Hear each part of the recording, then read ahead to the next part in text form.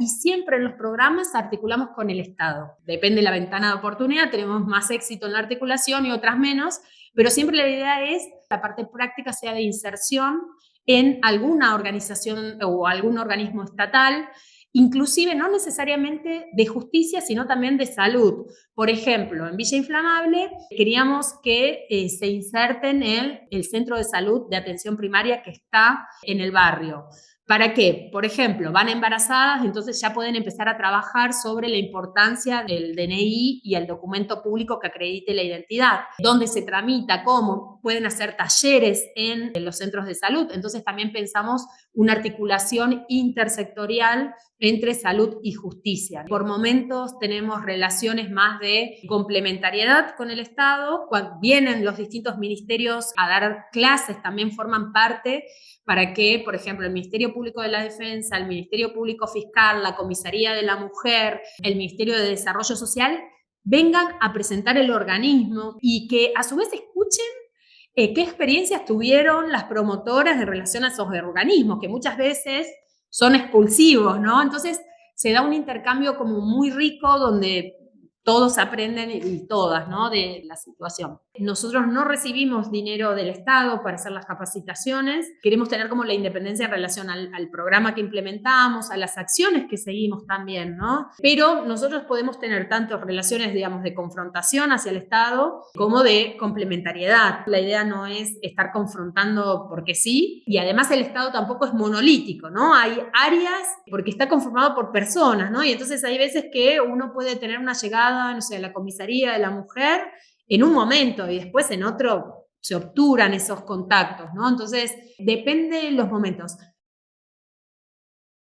Cuando nosotros ya desarrollamos en sí la vigilancia ciudadana y tenemos ya los resultados de los hallazgos encontrados, entonces ya procedemos a presentar o a tocar puertas de otras entidades, ¿verdad? En este caso, pues nosotros ya presentamos formalmente los resultados a nivel municipal con los distritos de salud, que son las autoridades de salud, y también en algunos municipios los defensores tienen un espacio dentro del Consejo Municipal de Desarrollo, que es como una asamblea en donde llegan representantes de instituciones, representantes de sociedad civil y la municipalidad, que es ente rector del municipio. Entonces, en esos espacios es donde se presentan los resultados también de las distintas problemáticas que existen en X o Y municipio, pero también se presentan propuestas para algunos programas en beneficio siempre de la comunidad. Lo lamentable es que cuando iniciamos procesos de incidencia con alguna autoridad,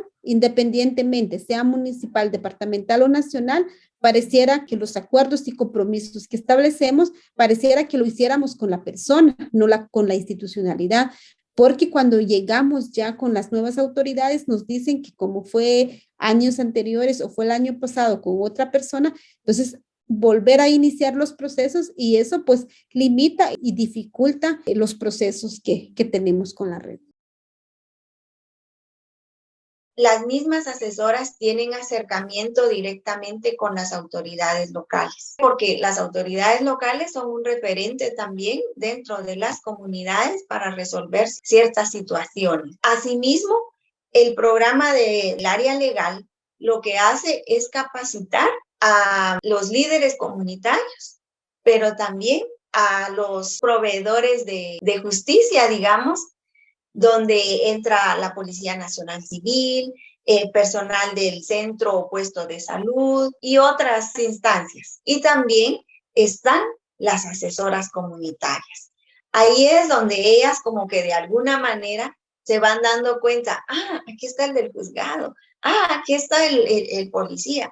Entonces, como que también hay un reconocimiento mutuo, ¿verdad? Yo como asesora reconozco que hay personas que no son tan difíciles de acercarse con ellas y botar esos paradigmas, ¿verdad? Donde decir, hay un policía, no, es cuestión de miedo o de paralizar, no, sino vamos como que ese espacio nos permite de ir interrelacionándonos, ¿verdad? Entonces creo que eso nos ha ayudado mucho y de alguna manera nosotras también aplicamos, uno de nuestros temas está el tema de ruta de denuncia, donde nosotras damos a conocer qué otras instancias, además de IDM, pueden, deben y están en la obligación de brindar atención a víctimas o sobrevivientes de violencia contra la mujer y la niñez. Entonces, hacemos un recorrido también en el Ministerio Público, en la policía, en el juzgado, como para que ellas tengan ese acercamiento. ¿Por qué? Porque solo el hecho de decir, tienes que ir a la policía, ya es de miedo, ¿verdad? Parte de la formación es, hoy vamos a visitar estas instancias. Y nos reciben, y los policías, por ejemplo, en Comalapa, hicimos estas visitas, nos recibieron, nos orientaron, nos dieron sus números de teléfono, y las compañeras asesoras salieron así como que, que si no es tan difícil entrar en estos espacios, en estas oficinas, pues no es difícil, solo es que tenemos que saber qué queremos pedir a estas personas que finalmente representan ciertas instancias del Estado. Y el último día invitamos a funcionarios públicos que tienen que ver con el tema del taller y ellos explican cómo es el trámite, por qué exigen esta cosa, por qué lo otro, dónde queda, si se tiene que hacer en Quito o está desconcentrado el trámite, si lo pueden hacer en qué parte, dependiendo de en qué provincia sea. Entonces hay una conversación entre el paralegal y el funcionario público cuando ya se lance a la vida judicial, ¿no? Eventualmente invitamos jueces también, fiscales, dependiendo del tema de lo que corresponda, ¿no? Sabes que no ha sido muy fácil eso de que se les reconozca como paralegales, pero nosotros lo que hemos optado es por un camino que el propio Estado generó. El Estado generó una especie de universidad virtual, digamos. Entonces, esta universidad virtual permite refrendar oficialmente horas de capacitación en cualquier tema, que obviamente primero hay que hacer el proceso de registro académico de una ONG, de una nacionalidad, de una asociación, de un sindicato, lo que sea, que quiera brindar servicios de capacitación. Nosotros lo que sí hemos hecho es un reconocimiento de esta capacitación a partir de un acuerdo con el Ministerio de la Defensa Pública. En ese sentido, hemos hecho un convenio con ellos, como también ellos, como defensores públicos, puedan como interactuar con estos promotores y ver también qué sinergia se puede hacer según los casos más adelante, ¿verdad? Son algunas cuestiones, no tiene un reconocimiento del Estado. Lo que sí nos gustaría es que a partir de estas capacitaciones, sí, algunos de ellos puedan ingresar como facilitadores judiciales o peritos judiciales, que es, digamos, como una incidencia posterior que hay que hacer a la formación que tiene 3 años en total, ¿verdad? Son 6 módulos en desarrollo. Nos dimos cuenta que era necesario tocarle la puerta a alguna institución de justicia, es decir, no íbamos a poder implementar los ajustes de procedimiento en procesos judiciales si no teníamos esa entrada. Y ahí pues, tocamos la puerta a las defensorías públicas, a las fiscalías, y fue finalmente el Tribunal Superior de Justicia, es decir, el Poder Judicial de la Ciudad de México, quien dijo, a ver, probemos. Entonces nos dieron acceso a 10 juzgados penales para ensayar el funcionamiento de estos facilitadores o consultores técnicos en materia de discapacidad, que tienen el objetivo de hacer el sistema de justicia accesible y de asegurar la participación de las personas con discapacidad en igualdad de circunstancias. Ese es el objetivo. Con la defensora les acompañamos en el proceso de hacer planes de acción, de hacer procesos de incidencia con autoridades públicas, de generar redes de trabajo con la presencia de gobiernos municipales, de servicios, de jueces, de fiscales, del sector salud, del sector educativo, y implementar este plan de trabajo que iba tomando vida propia en realidad de acuerdo al contexto de cada municipio, ¿no? Además de promotoras contra la violencia, tenemos promotoras contra la trata y tráfico también en 4 municipios.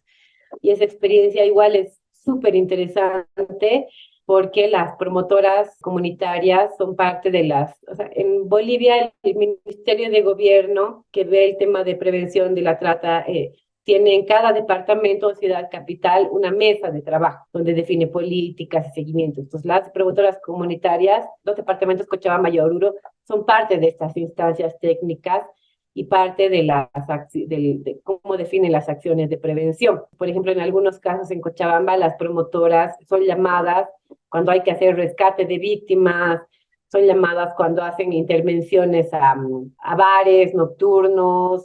Entonces, eso es súper interesante. Ahora en la construcción de la agenda hay un silencio institucional en torno a ellas y la posición de liderazgo y de exigencia de derechos que están teniendo frente al Estado, y un Estado que no las quiere reconocer como mujeres mayas que exigen derechos. El Estado reconoce a las mujeres mayas que hablan la lengua, reconoce a las mujeres mayas que bailan la jarana, reconoce a las mujeres mayas y el folclore de las mujeres mayas, pero no las reconoce y no les garantiza sus derechos como eso, como sujetas de derecho por su racismo, ¿no? Entonces, no hemos logrado cruzar, por lo menos en Yucatán, en el estado, este cerco racista y misógino de las autoridades. Curioso que a nivel autoridades federales acabamos de incidir, acabamos de ir a la Suprema Corte de Justicia, estuvimos en el Senado, estuvimos en la Secretaría de las Mujeres con una muy buena recepción y con acuerdos puntuales para construir una agenda. Curioso que no está pasando en el Estado, y creo que son por estas visiones mucho más casi casquistas, digamos, que se dan a nivel de las entidades federativas, y ese es nuestro principal obstáculo, y hacia ahí van nuestros siguientes pasos, a tratar de abrir por la fuerza, sí o sí, esas puertas a la interculturalidad de un Estado.